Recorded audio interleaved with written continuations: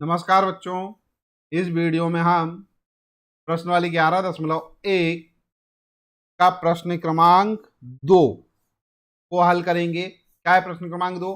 एक वृत्त के चतुर्थांश का क्षेत्रफल ज्ञात कीजिए जिसकी परिधि 22 सेंटीमीटर है। ठीक है, देखो बच्चों, यहाँ पर अपने को परिधि दे रखी है, त्रिज्या नहीं दी है। ठीक है, नंबर एक बात तो ये। नंबर दो बात ये कि अपने को इसका कोण भी नहीं दे रखा है। अगर कोण ज्ञात होता तो अपन क्या करते, इसका जो त्रिज्या खंड है वो उसका क्षेत्रफल आसानी से निकाल लेते। ठीक है, लेकिन यहाँ तो दे रखा है चतुर्थांश।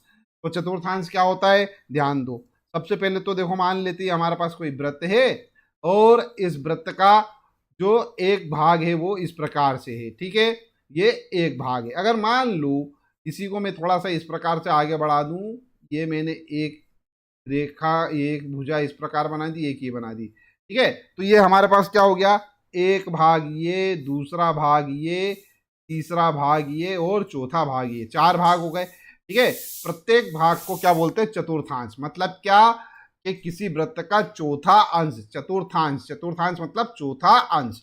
ठीक है, तो अपने को चौथे अंश का क्या निकालना है, क्षेत्रफल निकालना है। मेरे प्यारे बच्चों, यहाँ पर ध्यान दो, ये चौथा अंश है। देखो, अगर हम क्या करें, यहाँ पर कोण बनाए तो पूरा का पूरा 360 डिग्री का कोण बनेगा। ठीक है, और यहां से यहां तक जो कोण है भैया, ये बनेगा हमारे पास कितना, 180 डिग्री का। ठीक है, और ये वाला भी बनेगा कितना, 180 डिग्री का। अब ये चतुर्थांश है, इसलिए ये वाला कोण और ये वाला कोण दोनों क्या होंगे, इक्वल होंगे, बराबर होंगे। तो ये वाला कोण क्या हो जाएगा, 90 डिग्री का, और ये वाला कोण हो जाएगा क्या, 90 डिग्री का। करेक्ट है। तो अपने को इसका मतलब ये पता चल रहा है कि यहाँ पर जो त्रिज्या खंड का जो कोण है, थीटा जो है, वो थीटा बराबर कितना है, 90 डिग्री है। ठीक है, ये अपने को एक चीज पता चल गई। दूसरी बात, त्रिज्या निकालना है अपने को। तो त्रिज्या निकालने के लिए हमारे पास क्या है, परिधि दे रखी है, उस परिधि की सहायता से अपन त्रिज्या निकाल लेंगे। ये तो हो गई एक नंबर बात।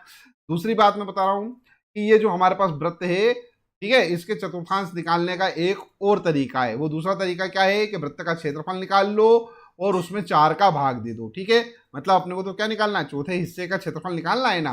पूरे वृत्त का क्षेत्रफल निकाल लो और उसमें 4 का भाग दे दो, तो चौथे हिस्से का क्षेत्रफल आ जाएगा। ठीक है, चलिए अपन दोनों तरीके यहाँ पर देख लेंगे। ठीक है, अपने को इतने हिस्से का क्षेत्रफल निकालना है। सबसे पहले लिखता हूं मैं हल, और हल के बाद यहां पर लिखेंगे बच्चों अपन माना या दिया। दिया लिख लेते, दिया है। दिया है, क्या दिया है, परिधि बराबर 22 सेंटीमीटर। करेक्ट है। और क्या दे रखा है, आर। आर तो ज्ञात करना है अपने को, आर नहीं दे रखा है, आर नहीं दे रखा है। क्या दे रखा है अपने को, कुछ भी ज्ञात नहीं है। चलो ठीक है, परिधि से अपन त्रिज्या का निकाल लेते हैं। तो यहां पे लिख लेते हैं अपन माना, माना त्रिज्या आर है। ठीक है, तब तब परिधि, परिधि का सूत्र क्या होता है, 2πr। अब यहां पर ध्यान दो बच्चों, परिधि का सूत्र 2πr होता है। तो अपने को कितने दे रखी है, 22 सेंटीमीटर दे रखा है।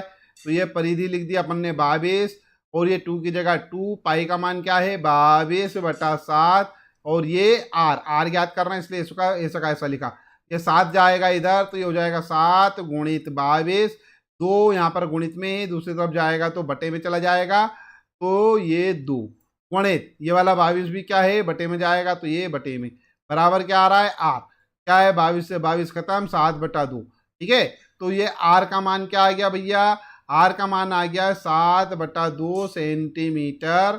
ठीक है, अब आर अपने को ज्ञात हो गया है, तो वृत्त का क्षेत्रफल अपन आसानी से निकाल सकते हैं। तो यहाँ पे लिखता हूं मैं, सॉरी, चतुर्थांश का क्षेत्रफल आसानी से निकाल सकते हैं। मैंने क्या बताया था आपको, देखो पहला तरीका अपनाते हैं अपन। मैंने क्या बताया था आपको कि जो चतुर्थांश का क्षेत्रफल है, ठीक है, चतुर्थांश का जो क्षेत्रफल है वो क्या होगा, वृत्त के क्षेत्रफल का 1/4, मतलब चौथा हिस्सा। तो एक काम करो, 1/4 लिखो, और यहाँ पे क्या करो, वृत्त वृत्त का क्षेत्रफल लिखो। ठीक है, अब यहाँ पर देखो, चतुर्थांश का क्षेत्रफल निकालने के लिए 1/4 तो मैं लिख देता हूं। गुणित वृत्त का क्षेत्रफल। वृत्त के क्षेत्रफल का सूत्र क्या है, पाई आर स्क्वायर, करेक्ट है।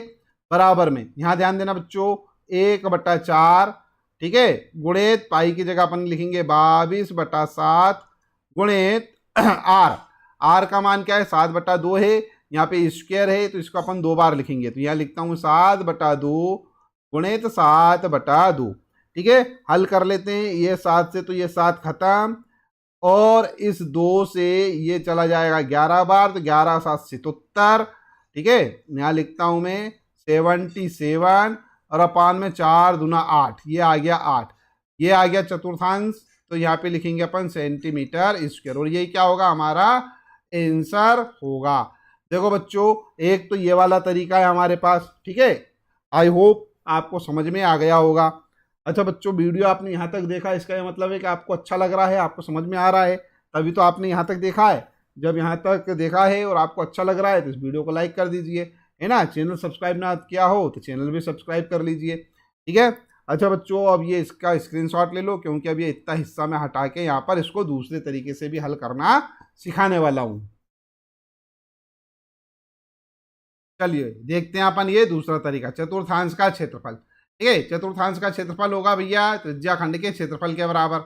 यहाँ पे लिख देता हूं मैं क्या, त्रिज्या खंड का क्षेत्रफल।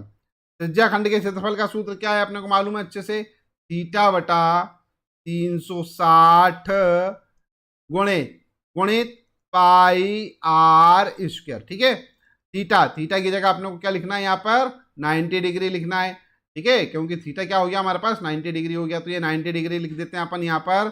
थीटा बराबर ये लिखा मैंने 90 और अपॉन में 360, ये 360 गुणित पाई, पाई का मान क्या है 22/7 गुणित आर, आर तो अपने को क्या लिखना है 7/2 गुणित 7/2, ठीक है, ये आर स्क्वायर है ना, तो यहाँ लिख देते हैं अपन 7/2 गुणित 7/2, ठीक है। ये 7 से तो ये 7 कैंसल, ये चला जाएगा भैया 11 बार, है ना, ठीक है। इतना होने के बाद ये हो गया हमारे पास 0 से 0 कैंसल, ये 9 एकम 9 और 9 चौक 36, ठीक है। क्या आ रहा है टोटल 11, ये वाला 11 और गुणित 7, ये वाला 7, ठीक है।